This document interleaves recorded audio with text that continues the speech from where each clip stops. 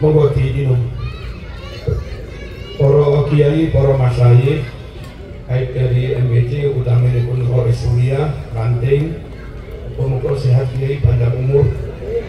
Iki undangan Jawa apa Indonesia?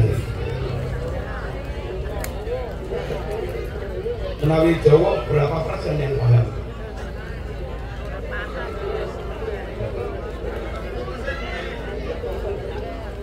Tapi paham.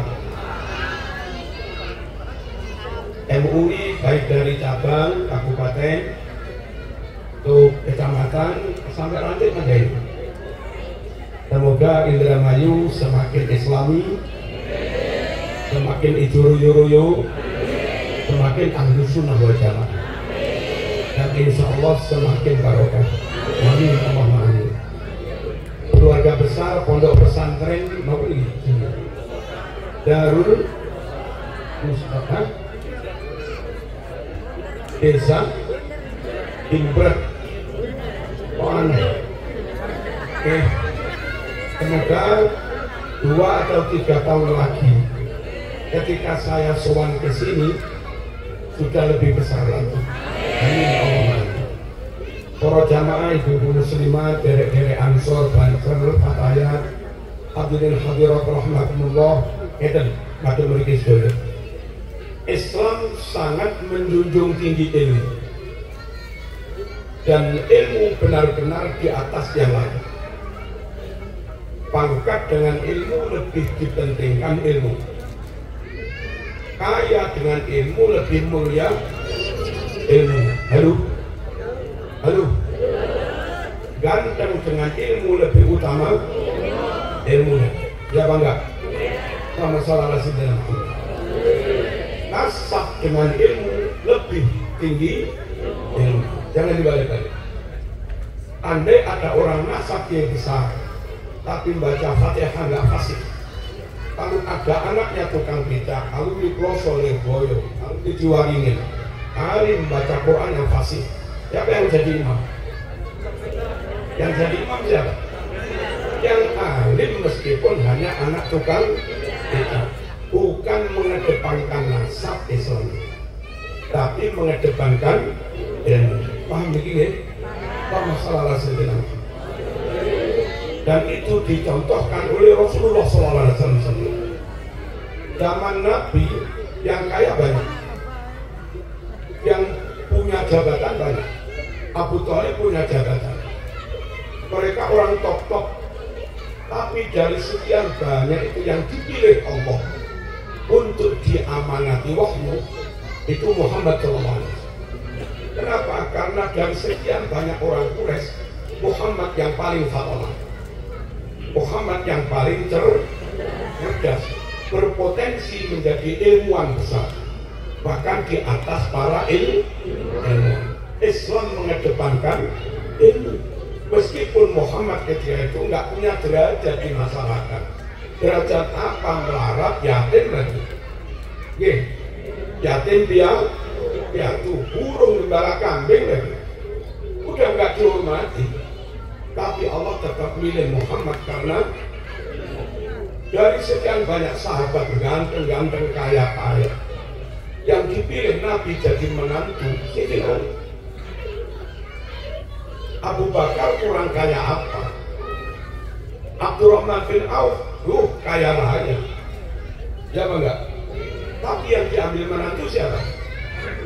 Ya bang, karena super cerdas. Sampai Nabi mengatakan, kalau saya gudangnya ilmu, Alilah pintunya. Ana madinatul ilmi wa aliyun babah. Saya gudangnya ilmu, pintunya siapa? Ali bin Abi Thalib. Bakal Ali melawat. Halo. Kalau Islam tetap ingin selamat, pondok tetap ingin lestari, tetap barokah, dahulukan dahulukan ilmu. Maaf, Mbah punya Domroh, putra Mbah Soleh Bandar Melati Kediri, itu putri nek dari Kiai besar. Dari sekian banyak santri, yang dipilih diambil menantu Mbah Mana atau Mbah Karim kelak menjadi pendiri dia dari Jawa Tengah, kalau nggak salah Magelang, mondok di Madura pun nggak punya sangu, saking mondok di Madura itu nggak pakai sangu dari orang tua, saking apa ya? Saking melarat, karena buruh-buruh memanen sawah. Itu pun kadang upahnya itu dirampas oleh Sevon supaya lebih tirakat. Kamu mondok tujuannya makan apa? Tujuannya belajar apa makan? Belajar ambil.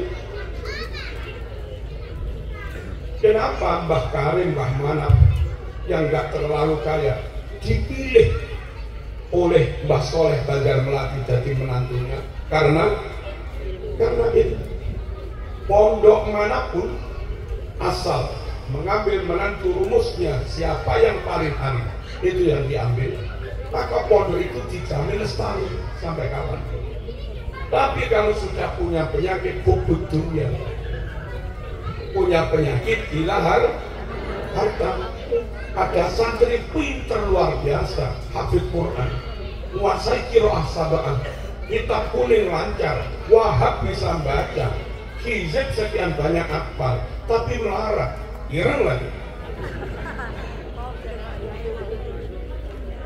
Gak diambil menantu, padahal putrinya itu lo mau, neneknya itu lo mau, tapi orang tuanya malu punya menantu miskin.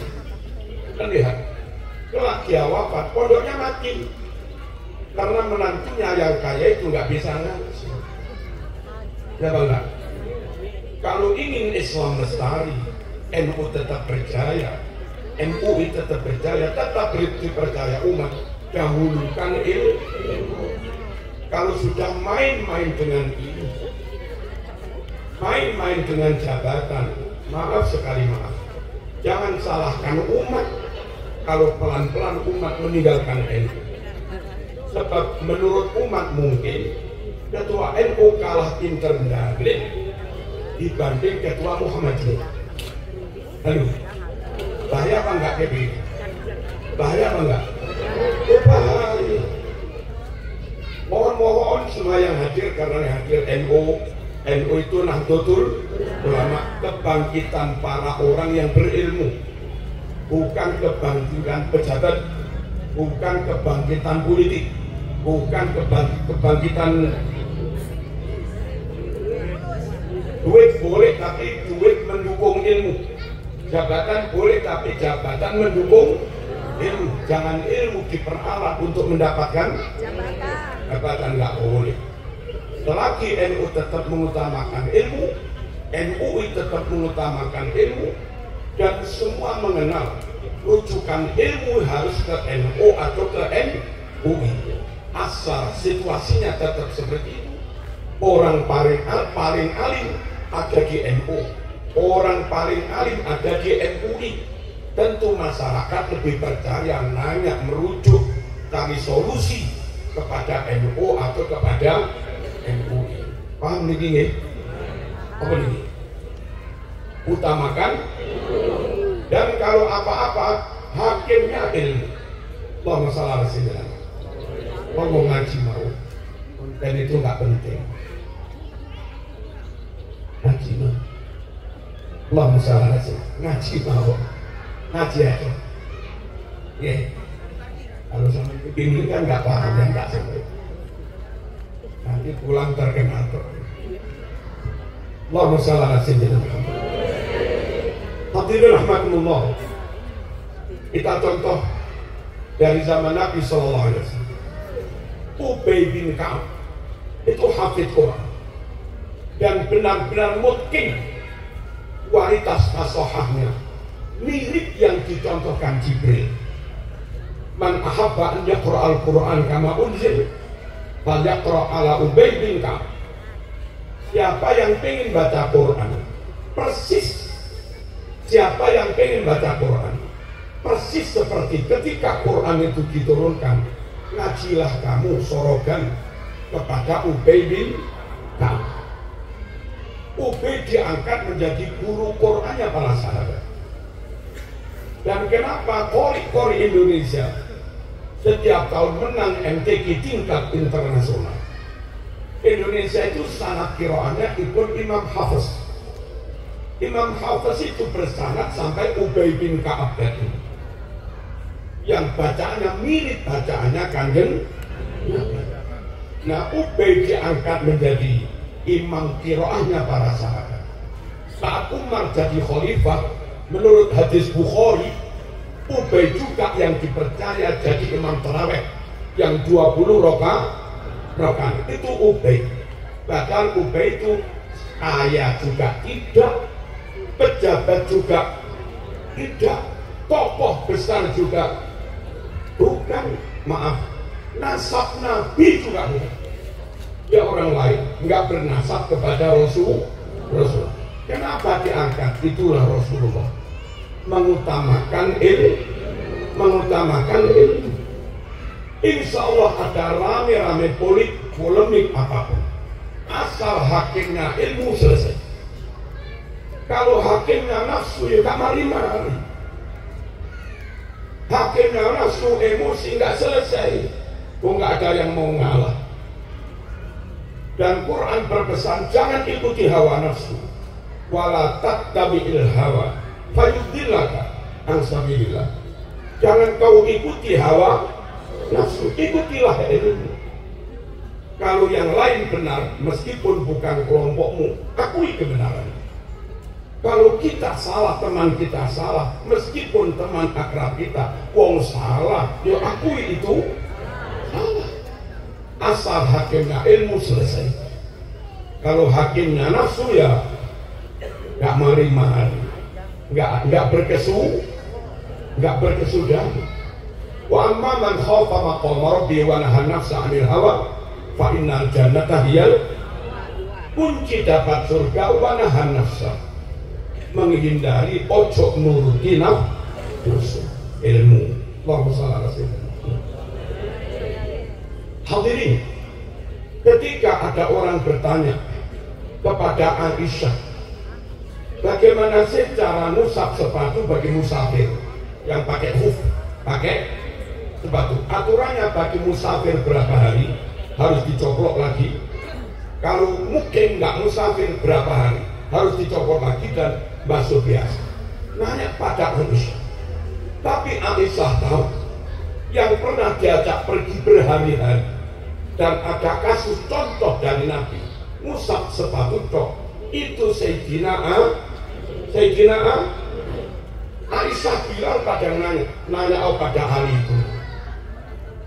Dulu itu yang pengalaman pergi bersama Kanjeng Nabi, mewarisi ilmu caranya, aturannya membasuh sepatu bagi orang wudhu yang sepatunya sulit dilepas. Aisyah dan Sayyidina Ali sayang. Sampai dulu terjadi perang Jamal.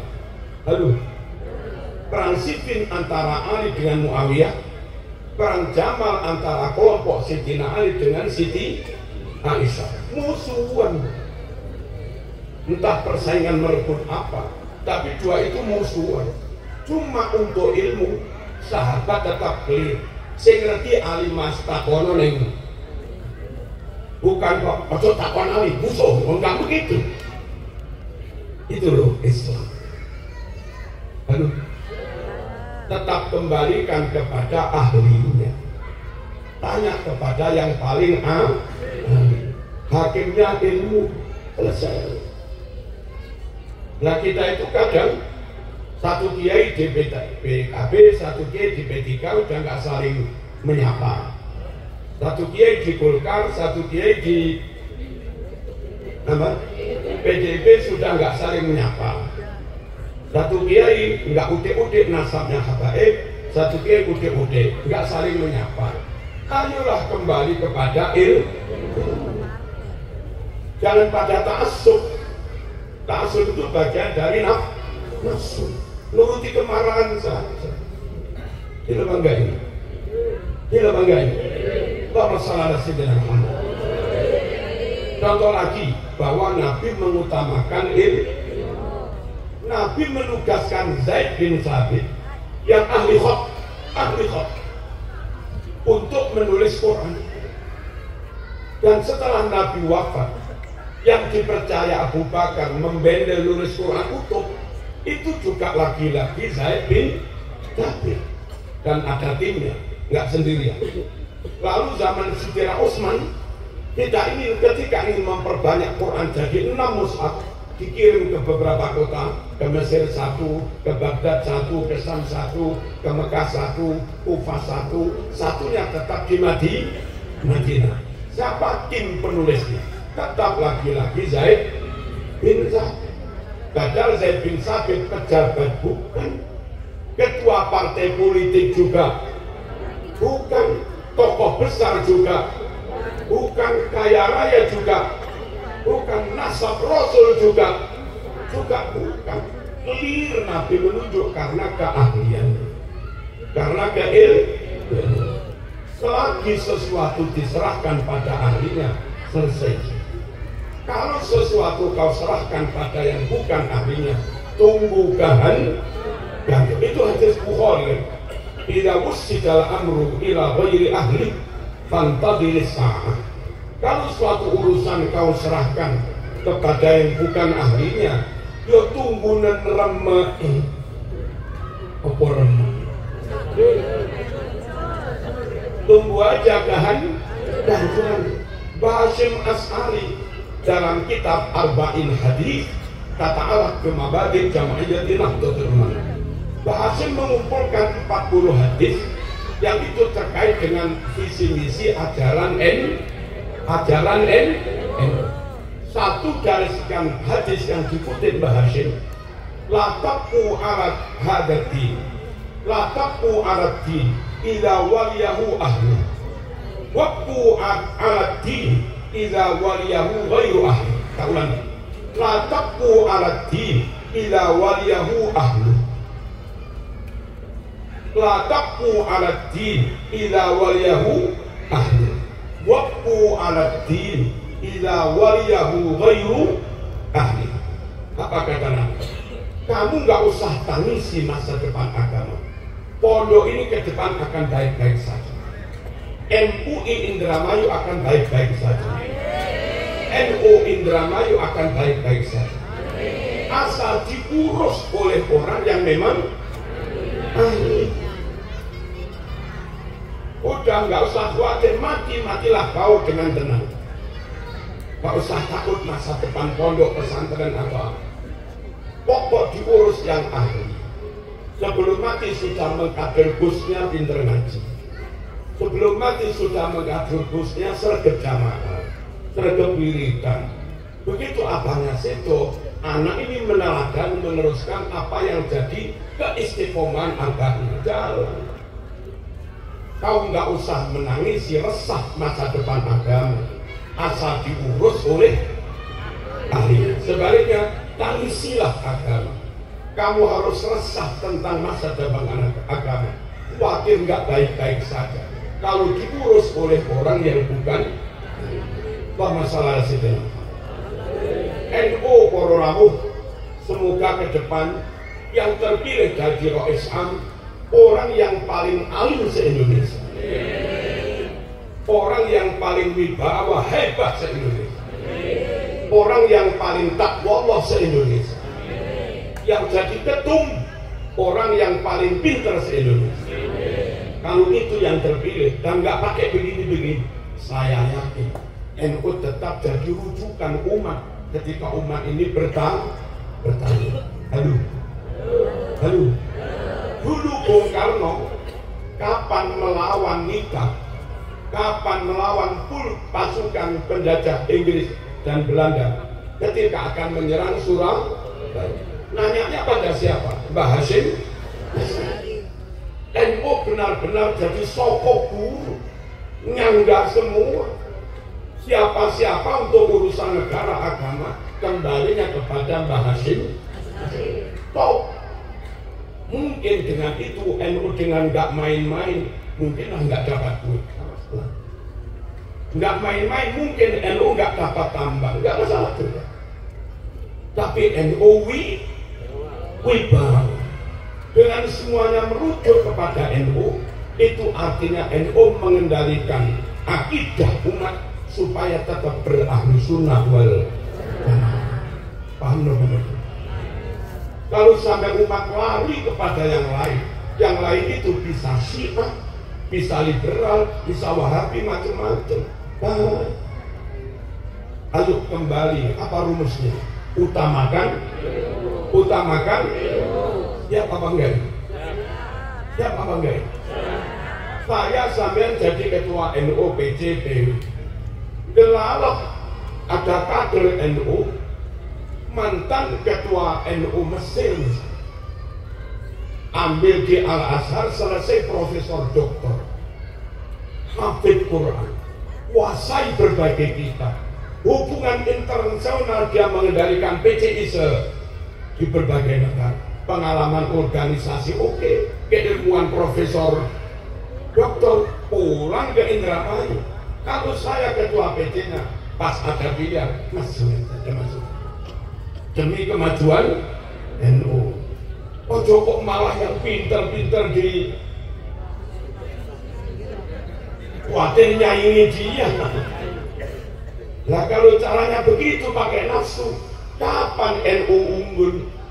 Kuatir kita itu NU menyingkirkan kader yang pinter-pinter, Muhammadiyah merekrut kader yang pinter-pinter, lama-lama bisa jadi SDM di Muhammadiyah lebih alim daripada SDM yang di NU. Gak bahaya kan? Gak bahaya. Berani apa enggak itu? Pegang ilmu. Halo, pegangi ilmu. Berani apa enggak itu? Berani. Allahumma shalli ala sayyidina Muhammad. Lalu sampailah ke imam-imam madhab di Baghdad, yang paling alim gak ada tandingannya Imam Hanafi. Karena Imam Hanafi paling alim, ya dia yang jadi panutan dalam madhab di Baghdad. Orang manutnya kepada Imam Hanafi, nanyanya ke Imam Hanafi, apa dia kaya raya? Wah. Apa dia pejabat? Bukan. Apa dia tokoh besar? Bukan. Apa dia keturunan Nabi? Bukan. Halo. Kalau kamu keturunan Nabi, bersyukur. Bukan untuk, maaf, bukan untuk dipakai ngangkangi di atas ilmu. Kalau kamu keturunan Syarif Hidayatullah, bersyukur. Tapi jangan lantas membangga-banggakan nasab. Lalu orang alim kau buang, alasannya kami keturunan Syarif. Jangan begitu. Tidak enggak? Setuju ya? Di Madinah yang paling alim Imam Malik bin Anas, harus ngumpuli. Yang paling alim Imam Malik bin Anas.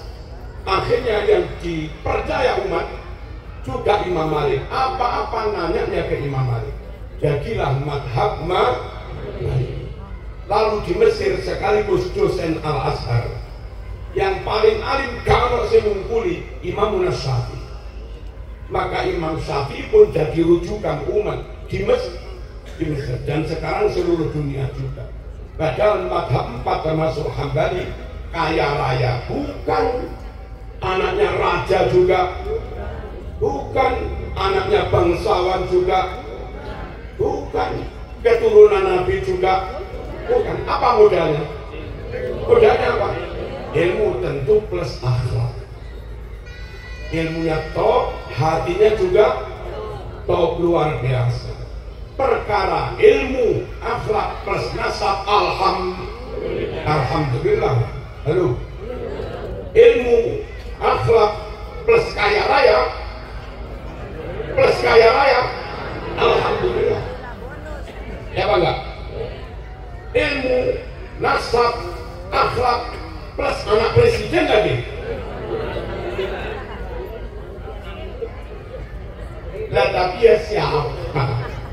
Mohon jangan sampai kerdilkan ilmu dan ulama. Allahumma shalli ala sayyidina. Dan contoh-contoh di hadis atau di mana bahwa Islam menghormati ini yang di depan ini mesti terus dia cerita malaikat Jibril pura-pura sowan kepada Nabi nanya Islam itu apa, iman itu apa, ihsan itu apa. Jibril pura-pura jadi muridnya, dengan Nabi jadi gurunya. Bagaimana Jibril jadi murid menghormati ilmu, menghormati guru? Digambarkan di Sahih Bukhari itu asnada rukbatayhi ila rukbatayhi wa wada'a kaffayhi ala fakhidayhi. Dua lututnya itu ditempelkan dekat dengan lutut Nabi berjongkok, kedua telapak tangannya dia taruh di atas paha.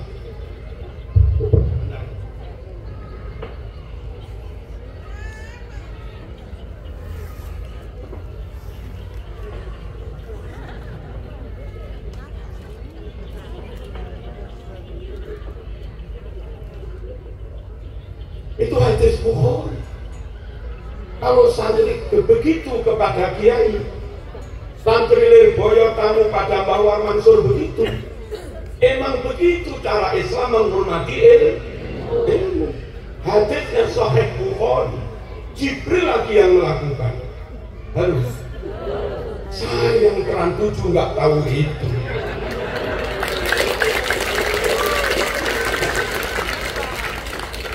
Ya.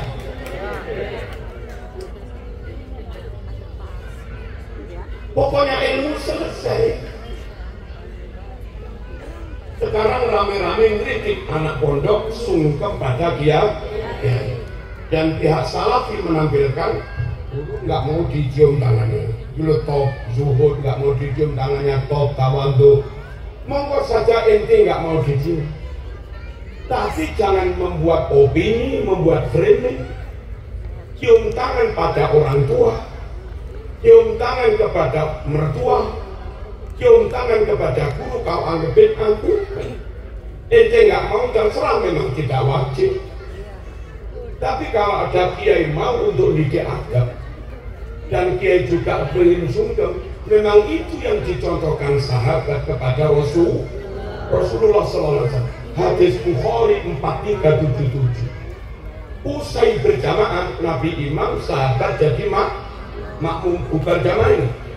Faqamu wa ja'alu ya'khuduna biyadi yamsahuna biha wujuhahum. Bubar masing-masing berdiri, lalu mereka langsung menghampiri Nabi, raih tangannya kanjeng Nabi. Tangan Nabi itu mereka usapkan ke wajah mereka, yang sahuna biha wujuh. Apa itu? Ini apa namanya? Kalau Jawa Timur sungkem bu. Tapi mau aja Salafi nggak mau disungkem. Tapi jangan bid'ahkan kalau pondok pesantren NU sungkem kepada kiainya, anak sungkem kepada orang tuanya, menantu sungkem kepada mertua.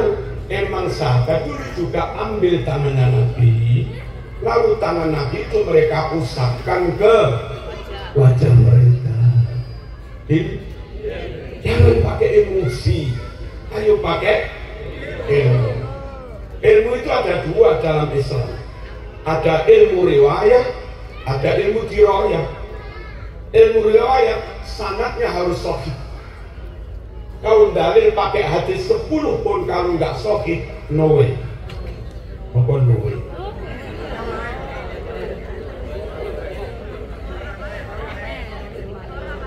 No reckon. Ya. Ghairu mu'tabar. Tapi satu hadis sahih terima. Imam Syafi'i buat kaidah idza sahhal haditsu fa huwa madhhabi. Asal hadis itu sahih, itulah yang jadi pegangan madhabku. Kita ulangi. Asal hadis itu sahih, itulah yang jadi pegangan madhabku. Ilmu riwayat merujuk kepada riwayatnya sahih apa enggak, sanadnya sahih apa enggak. Sahih itu gimana? Perawi perawinya semuanya dobit adil. Semua perawi mulai Imam Bukhari sambung-sambung sampai Nabi, semuanya orang yang kuat hafalannya, orang lalian, bukan pelupa. Kalau diterangkan nggak suka tolah-toleh begini, fokus. Semua materi dari awal terserap 100%. Itu nanti kalau meriwayatkan sahih. Kalau sini ngomong ente ngobrol, enggak sahih lah.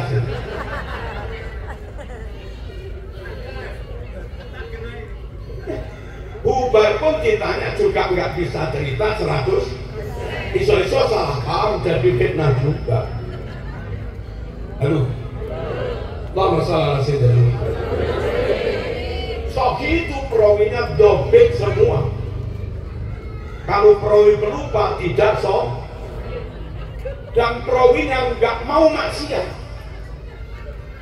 Kok perawi ketahuan selingkuh, selesai sudah, hadis corek. Perawi ketahuan nyolong, maling, korupsi, corek.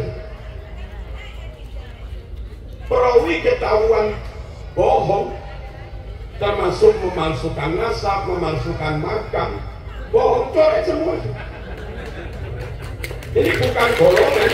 Ayo kebenaran, ayo umat jangan dipecah-pecah. Ayo bersatu pada poros yang namanya Jangan pokoknya begini, mau benar atau salah, pokoknya kelompok ini. Jangan begitu. Kelompok itu nggak menjamin diterima Allah. Yang menjamin diterima itu kalau kau beramal berdasar ilmu. Wa kullu man bi ghairi ilmin ya'malu a'maluhu mardudatun la tuqbalu. Hadis sahih Muslim, man amila amalan laisa alaihi amruna fahuwa raddun. Siapapun yang beramal tanpa berdasar ilmu, ya ditolak, nggak diterima. Sahih Muslim, siapa yang beramal nggak sesuai dengan perintah Nabi, nggak ngaji, sholatnya nggak sama dengan sholatnya Kanjeng Nabi, ya fahuwa raddun, maka orang itu ditolak. Ayo bersatu, porosnya apa? Halo. Ayo bersatu, porosnya apa? Yang senang pribumi harus pakai ilmu. Yang senang orang Yaman harus pakai ilmu. Nggak boleh otot-ototan tanpa ilmu. Nanti kalau perang saudara bacok-bacokan, yang mati sampai orang Arab pulang selesai. Paham ya? Apa jadi? Perawi hadis cacat moral, khianat sekali, hadisnya corek, maudhu namanya, hadis palsu. Baca sama di Manhajul Latif, tulisannya Syed Maliki. Cerita Imam Bukhari itu dapat hadis dari mana ini? Perawinya fulan. Ya survei ke rumah fulan itu, ya apa ibadahnya? Oke apa enggak? Akhlaknya ya apa? Kelakuannya ya apa? Ternyata ketahuan nipu kuda. Imam Bukhari tahu si perawi ini pegang rumput, udah dipanggil diiming-iming rumput. Datanglah kuda, namanya diiming-iming rumput. Setelah kuda datang, rumput nggak diberikan, dibuang. Pegang aja talinya. Oh, berarti dia mbujui kuda. Apa mbujui?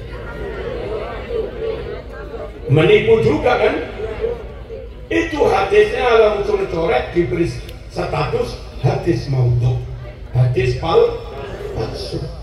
Orang sekarang karena fanatik sudah ketahuan berkali-kali salah, ketahuan berkali-kali i'rabnya salah, berkali-kali nahwu sorobnya salah, berkali-kali baca Quran hadis salah. Man lam ya'rifin nahwa la yusabu bi kalami. Wong nggak entos nahwu, maka dawuhnya nggak bisa dipercaya. Tapi masih juga kau percaya. Itu loh namanya membabi buta karena ta'assub. Kan nggak mau. Baru berkali-kali ketahuan memalsukan makam, masih tahu percaya juga. Ini rumus dari mana? Kalau rumus Quran nggak boleh berkumpul dengan orang bohong. Ayatnya, ya ayyuhalladzina amanu taqullah wa kunu ma'as-shadiqin. Hai orang-orang yang beriman, bertakwalah kamu kepada Allah. Wa kunu ma'as-shadiqin, berkumpullah kamu bareng-bareng orang yang jujur. Jangan berkumpul dengan orang yang pernah berbohong. Halo, anak-anak, kalau suami sama pernah ketahuan khianat, berbohong, ini ada yang coba kau telusuri, ternyata punya laki, tapi bilangnya enggak. Masihkah kau percaya? Tonjok aja. Dalam kamus bercinta, dalam kamus kesetiaan, sekali menipu selesai. Apa enggak? Apalagi dalam agama, hadis sahih, semua perawinya harus yang top hafalannya, dobit, akurat, valid, plus nggak punya cacat moral, nggak punya cacat syariat, baru hadisnya sahih dan bersambung-sambung, nggak pernah putus riwayatnya sampai Rasul. Tak kayak begitu itu namanya ilmu riwayat. Benarkah Marzuki keturunan Sultan Hasanuddin? Nggak tahu. Tapi kalau kakek ke-6 dari Kesultanan Banten, iya. Kami beritahu, bapak kami Ki Mustamar, ibunya Khadijah, bapaknya Kiai Abdul Ghani, bahyul saya, bapaknya lagi Kiai Abu Hasan, besanya dengan apa? Mbah Samsuddin Batu Ampar, Abu Samsuddin. Bapaknya lagi namanya Imam Syafi'i, makamnya di Masjid Alun-Alun Kota Blitar. Dulu itu qadhi, hakim agama dari Kesultanan Banten. Dan dari beliau ke atas siapa kami nggak tahu. Aduh. Kalau kami ngaku-ngaku keturunan Sultan Hasanuddin nggak berani, karena kami nggak tahu nasabnya bersambung apa tidak. Sanad hadis harus bersambung supaya sahih. Yang ngaku sambungan nasab juga harus bersambung supaya nasab itu sahih. Kalau nasab itu nggak pernah bersambung, ya jangan diyakini itu nasab yang sah. Ada orang ngaku, kami keturunan Sunan Ampel ke-6, nggak mungkin sambung. Jarak Sunan Ampel dengan hari ini sekitar 600 tahun. Kalau 600 tahun ngakunya keturunan ke-6, berarti jarak per keturunan 100 tahun. Mikir, coba nanti. Dari Sunan Ampel ngaku keturunan ke-6, sudah 600 tahun ngaku keturunan ke-6. Berarti per keturunan jaraknya 100 tahun. Masuk akalkah? Halo, realistiskah jarak antar nasab 100 tahun? Berarti ibu ini umur 100 tahun baru melahirkan anak. Ketika orang lain nggak percaya, itu karena nasabmu juga sulit dipercaya. Jangan dimusuhi. Berikan data nasab yang lebih akurat lagi dan bersambung supaya orang lain bisa percaya. Jangan malah disikapi dengan marah-marah. Islam itu hakimnya ilmu. Allahumma shalli alaihi wasallam. Saya nanya bapak ini kan MUI, alim, terus bilang Marzuki ini haram. Kenapa? Katanya Ki Fulan, Syekh Fulan ini mengandung cyanida. Misalnya, dia mengharamkan, tapi berdasar katanya. Dia sendiri nggak ahli kimia, dia sendiri nggak ahli laboratorium. Lalu datang guru SMP, bukan kiai, hanya guru SMP, tapi guru kimia. Sebelum menyatakan ini haram apa tidak, benar, tak bawa ke lab. Diberi cairan kimia untuk memisahkan semua unsurnya. Kalau ada unsur H2O plus ada yang lain, berarti memang ada unsur non air. Kalau setelah dicek di laboratorium 100% unsurnya H2O, berarti 100% air, nggak ada campuran lain.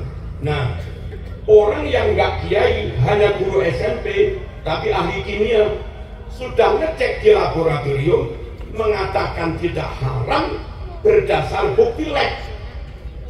Bahaya besar mengatakan haram berdasar katanya kiai lain. Mana yang dipercaya? Serahkan kepada ahli. Hakimnya ilmu. Hakimnya bukan siapa yang terkenal, siapa yang nggak terkenal. Jangan begitu. Bisa jadi orang nggak terkenal itu lebih soki. Yang terkenal belum tentu sok. Sekarang sukanya bikin framing, perang opini, kami bersama orang banyak. Kamu kira kalau bersama orang banyak jadi jamin benar? Al-haqqu haqqun. Halo. Al-haqqu haqqun, benar itu tetap benar. Walau qalla fa'ilu, meskipun sing lakoni pendukungnya sedikit, wal batil batil, wa in kathura fa'ilu wa mu'ayyidu. Batil ya tetap batil meskipun pendukungnya banyak, enggak jaminan. Seorang Imam Syafi'i, seorang berfatwa dengan kealimannya, hujahnya yang luar biasa, dibanding 1000 orang awam berfatwa semua. Jaminan benarnya lebih terjamin siapa? Lebih terjamin Imam Syafi'i, meskipun satu orang. Benar itu bukan banyak atau sedikit. Benar itu soal quality, bukan soal quantity. Ini memang enggak ini. Ini ya. Ayo kembali kepada semangat ayo bersatu. Umat Islam nggak boleh berpecah belah. Orang Indramayu nggak boleh berpecah belah. Kalau ada isu-isu, duduk bersama, selesaikan secara fair. Lalu selesaikan dan serahkan kepada terakhir. Muhammad sallallahu alaihi wasallam. Ilmu dalam Islam ada ilmu riwayat, harus sahih. Jadi tak simu begitu. Yang kedua ilmu diroyah, analisanya, pemahamannya, istinbatnya harus benar. Sehebat apapun riwayatnya, sahih kayak apapun, kalau memaknainya salah, mengekroknya salah, mencari titik temu ketika mukhtalaf juga salah, yang nggak bisa menemukan kebenaran. Contohnya apa enggak? Contoh, kunut subuh itu sunnah apa beda? Dalilnya simpang siur, butuh kecerdasan untuk menganalisa. Di Bukhari ada 2 riwayat. Yang nomor 1001, hal qanata Rasulullah fi sholati subhi, apakah Rasulullah membaca kunut dalam sholat subuh? Anas bin Malik menjawab, na'am ba'da ruku yasiron.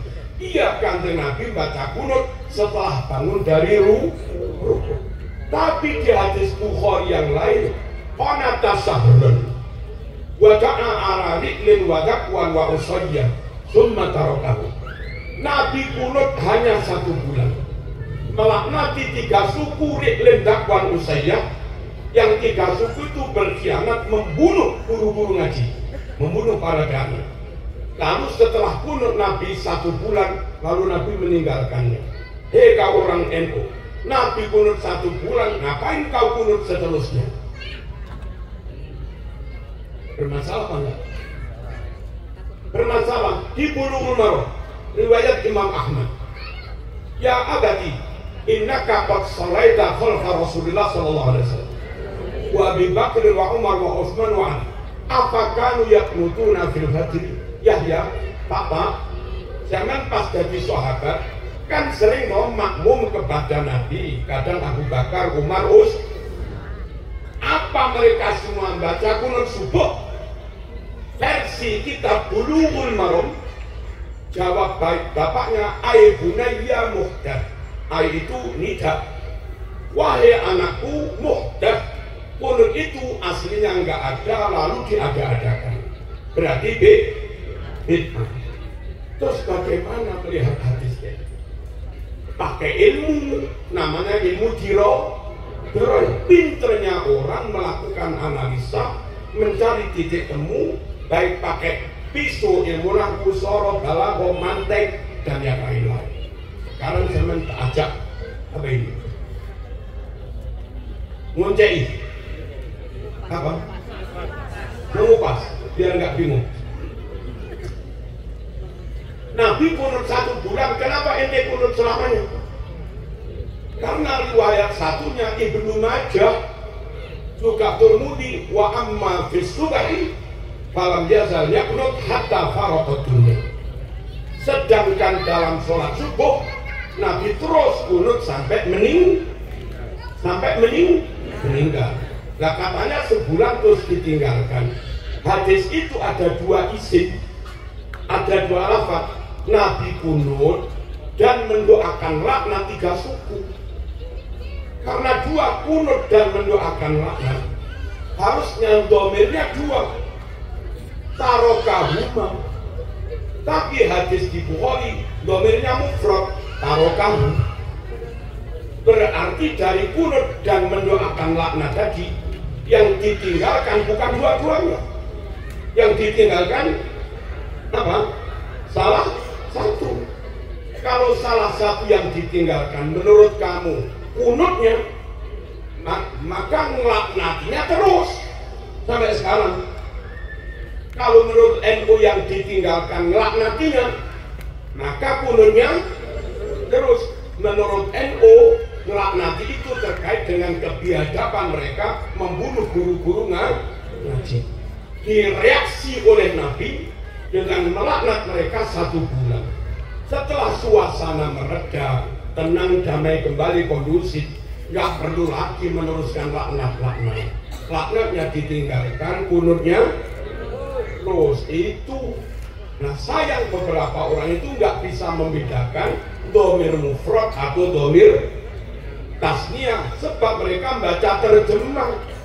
Lah terjemahnya tarokahu dan tarokahuma sama aja. Tarokahu diterjemah meninggalkannya, tarokahuma diterjemah meninggal. Kacau. Paham ya? Ini bagian dari ilmu diro. Bagaimana katanya di Bulughul Maram, hai anakku, kunut itu bid'ah. Itu dirot dengan riwayat yang sama di kitab Majmu' Syarhul Muhadzab juz 3 halaman 382. Kalau cetakan Darul Fikri Libanon halaman 395. Kalau cetakan Indonesia tulisannya agak kecil sedikit, halaman 382. Di kitab Majmu' jawab bapaknya bukan ay bunayya muhdath, tapi jawab bapaknya ay itu hamzahnya di bawah i. Muhdath itu mim, di Majmu' pakai fa. Jadi bacanya i bunayya fahaddits. Ya, sampean kan pernah makmum pada Nabi, Abu Bakar, Umar, Utsman, Ali. Apa mereka semua baca kunut ya? Jawabannya iya nak, itu maknanya naam. Iya nak, fahadith, maka ceritakan pada orang lain. Ini dua riwayat ini saling bertentangan antara versi Bulughul Maram dan versi kitab Majmu'. Kalau dua riwayat tingkat sahihnya sama, saling bertentangan, maka dua-duanya gugur. Ana cara padha tasawa padha jayanya.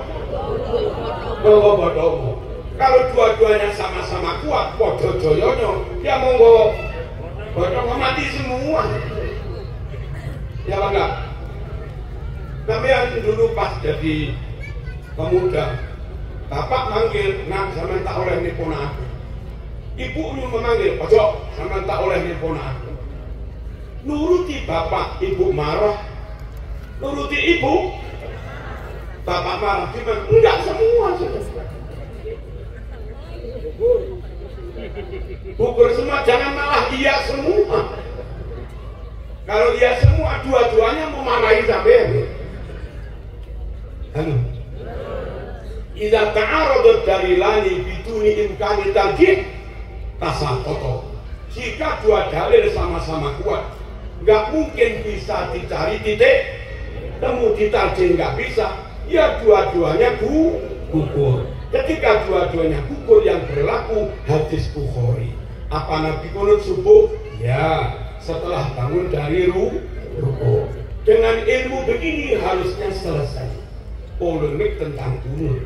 Maka di fikih Muhammadiyah pun jilid 3 halaman 23 resmi menyatakan kunut subuh itu sunnah. Di kitab Tarjih Muhammadiyah halaman 82 juga resmi menyatakan kunut subuh itu sunnah. Kalimat teksnya seperti ini. Wa fi raq'ati tsaniyah min sholati subhi ba'da qaulika rabbana walakal hamdu indal iktidal fad'u bihadza du'a Allahumma hdini fi man hadait. Ini Tarjih Muhammadiyah. Rakaat kedua sholat subuh, ketika ente iktidal, setelah selesai baca Rabbana lakal hamd, maka berdoalah Allahumma hdini fi man hadait. Ilmu harus padu. Riwayatnya oke, kirahnya oke, dirayahnya oke. Riwayatnya sahih dan kirahnya, analisanya akurat. Bahasa oke, nahu soro oke, balaghah oke, mantek juga oke, usul fiqh oke, asbabul nuzul, asbabul wurud juga oke. Itu loh menghasilkan ilmu. Ayo kita kembali ke model seperti itu lagi. NU begitu, Muhammadiyah begitu, pondok begitu, MUI begitu. Insya Allah nggak rame-rame. Kalau ilmu ditinggalkan, sekedar kita bahas istimal itu apa, sekedar bahas masdar nau itu apa, sekedar bahas masdar hay'ah itu apa, itu saja nggak ngerti. Wassalam. Orang kayak begitu terus jadi rois ranting misalnya, ya wassalam. Ngerti nggih? Monggo, selamat, pondok harus berkembang, dan saya selamat kepada warga Indonesia, kepada kemenang. Matur suwun Pak Prabowo, matur suwun Pak Prabowo, matur suwun Pak Prabowo. Diresmikan Dirjen Pesantren. Dan kita kaum pesantren ojo misin-misin. Terlanjur negara mengeluarkan dana untuk pesantren, timbal baliknya outputnya harus lebih unggul daripada lembaga yang biar negara nggak rugi bandarin dewe ini. Tuh kadung negara mengeluarkan dana miliaran, tiba-tiba panggah bahlul ya, tetap bahlul gimana? Kami Bu mengelola SMA kecil Bu, kami terima paling sekitar 30. Tapi alhamdulillah dari 30, kalau soal ngajinya urusan kami. Ada yang hafal Quran, ada yang sampai tamat dinia, ngerti alfiyah, alhamdulillah. Kualitas umumnya Dari SMA kami sekitar 30, hampir 100% yang lanjut itu keterima di universitas negeri. Banyak yang pakai golden ticket tanpa tes. Kalau ke UIN Malang banyak anak kami tanpa tes. Ke UNESA Surabaya banyak anak kami tanpa tes. Ketika kuliah IP-nya 4,00. Anak saya pertama S2 IP-nya sempurna 4,00. Adiknya sekarang jadi dosen di kedokteran. Di kedokteran ini sulit, Bu. IP-nya anak saya S2 3,9. Sulit di kedokteran. Adiknya lagi juga S2 kedokteran dan apal banyak fizik. Bisa baca kitab, alhamdulillah. Juga umroh di kedokteran S2. Adiknya lagi hafid Quran, sekarang di Turki. Halo. IP-nya juga 4,00. Adiknya lagi mau S2 di Taiwan tanpa tes. Dia beasiswa. IP-nya juga cuma 4,00. Adiknya lagi di kedokteran UNER. Nah, ayo ketika pemerintah negara mempercayakan kita kaum pesantren mengamankan dananya, ini Pak pesantren kelola dana ini ya siap, gitu loh. Halo. Kalau itu penambahan gizi, kiainya nggak usah ambil tadi. Maksimalkan untuk gizi santri, siapa enggak? Kiai nggak usah ambil, itu sudah banyak tamu memberi 50.000. Ya Pak enggak? Dan nggak usah ambil dari itu. Maksimalkan itu full untuk gizi. Nah, ketahuan tenang tujuh. Tolong salah saudara. Di kami uang makannya Bu di kota makan 4 hari, nasi ambil sendiri itu 400.000 per satu porsi 4.500 harganya. Itu loh Bu, kadang ayam, kadang mujair, kadang lele, kadang daging sapi. Terus nggak tadi kiai jangan lihat ambil tadi, rugi pun nggak apa-apa, wong banyak tamu kok. Nggak rugi. Udahlah, min haitsu layak. Ayo kaum pesantren, mari kita katakan janji kepada Pak Prabowo, kami siap amanah 1000%. Ya apa enggak ini? Ya ya. Betul malu-maluin. Kalau kita diamanati dana, siap mengelola, lurus, jujur, derek 100%. Insya Allah kalau pesantren diamanati dan benar-benar amanah, maka sampai kapanpun pesantren tetap dipercaya. Kalau pesantren tetap dipercaya, 20 tahun ke depan Bu, direktur itu alumni Darul Mustafa, alhamdulillah. Dekan Fakultas ITB alumni Darul Mustafa, alhamdulillah. Syukur apa enggak ini? Syukur apa enggak? 2 keterima beasiswa di Al-Azhar. Syukur apa? Asal benar-benar serius. Ojo kok ada dana lumayan. Talaman, seluman, siluman. Talaman, seluman, siluman. Semoga kita amanah. Al-Fatihah.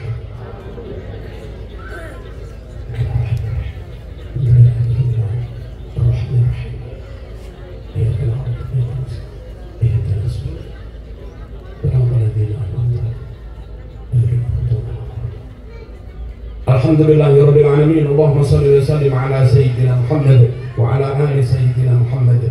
Allahumma zidna wa la tanqusna wa akrimna wa la tuhinna wa a'tina wa la tahrimna wa ardina warda 'anna wa asirna wa la tu'sir 'alaina. Allahumma innana du'afa faqawwina wa innana adilla fa'a'idzana wa innana fuqara farzuqna wa اللهم ارزقنا رزقا جديدا واسعا كثيرا حلالا طيبا مباركا فيه. اللهم ارزقنا فهم النبيين وحفظ المرسلين وإلهام الملائكة المقربين وفتوح العارفين يا أرحم الراحمين. وصلى الله على سيدنا محمد وعلى آله وصحبه وبارك وسلم. سبحان ربك رب العزة عما يصفون وسلام على المرسلين والحمد لله رب العالمين. آمين. والسلام عليكم ورحمة الله وبركاته.